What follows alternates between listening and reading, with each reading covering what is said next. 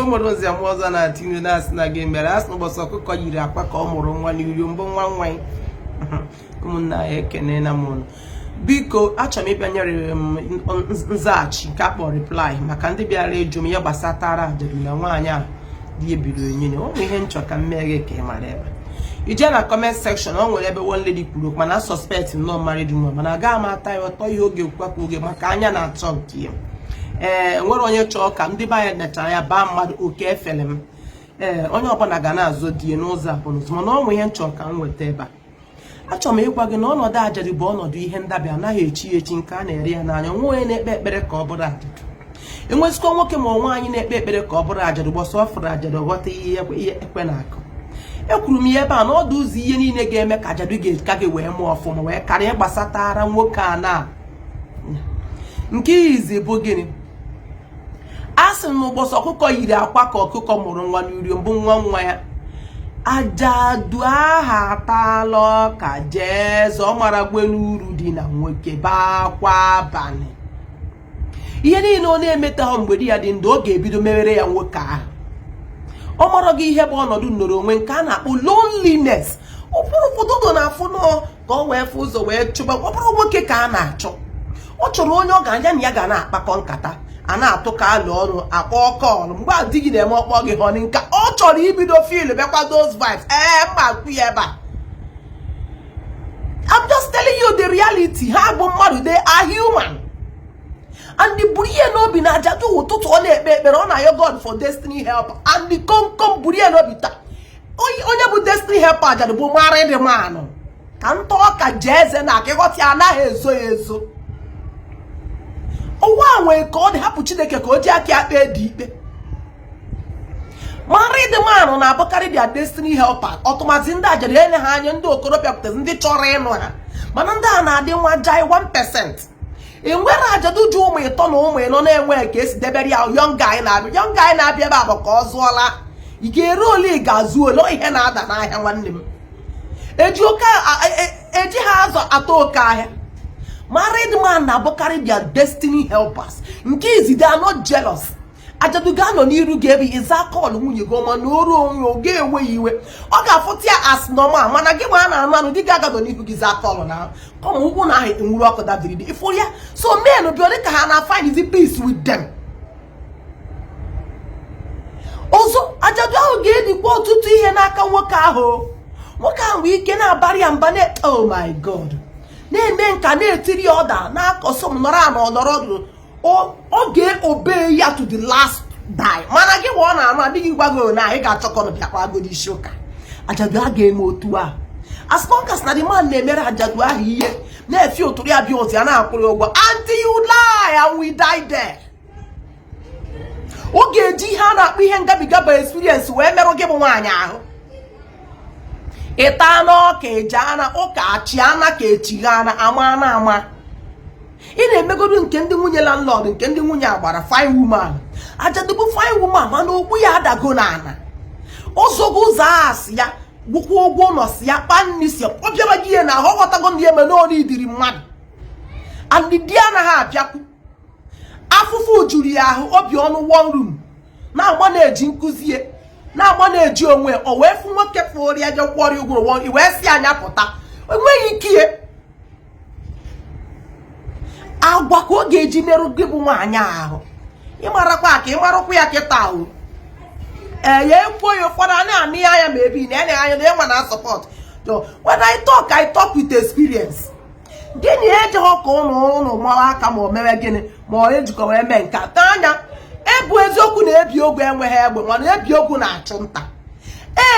eziokwu na nwoke ahụ ada anụ ya anụ nwoke ahụ akpọghị ya gbaa nkwụ ya megharịa gị mana ifuru nke a nwoke a na-emeri ya ọ n'ike ka ime azụkwa taa ha akpa a na-aza kọlụ na-akụcha ọkpa na be nwanne ọ na-ebutu BP BP ifu na-agbago eche BP akwụrụ ọtọ gbatuo ndị na-enwe low BP a na oke mabụghọ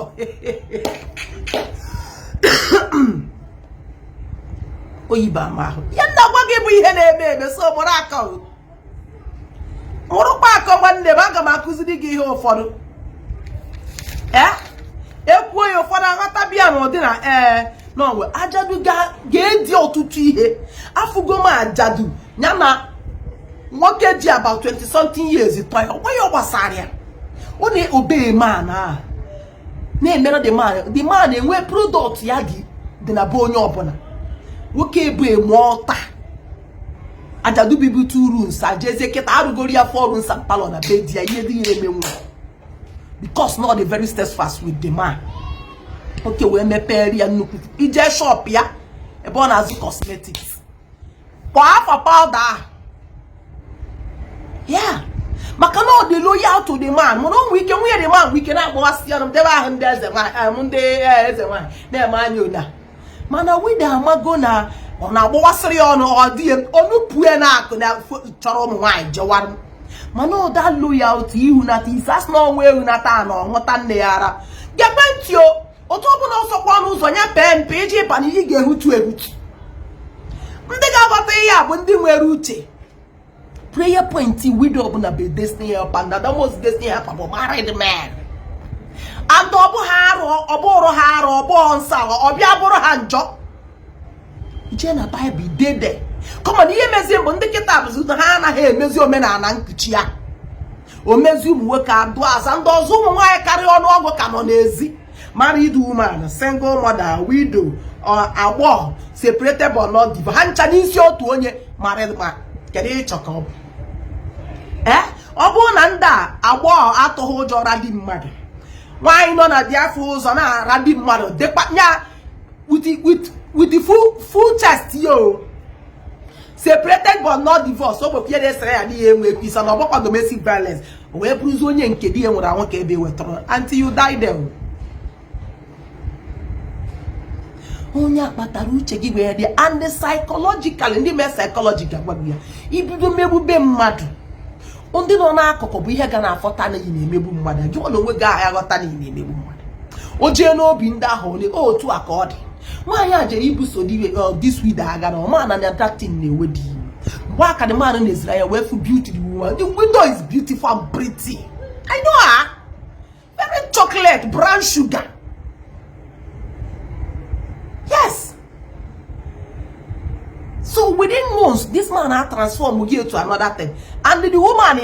allegedly, you know, suspect that somebody or get second or no update. You don't care. I don't know what Sarah Meba.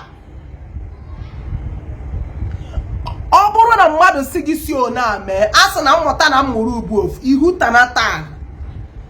Onye imejọ jee yo ya maka nwikọbụrụ tọọlụ gị mgbe anyị na-eme wida a ị na-arịa ngwongwo na shout ọ gafee husband snatcher a na-eme kedu iche kịta adịghị ejezie na kịta jezie na-eri ya bụ nsizi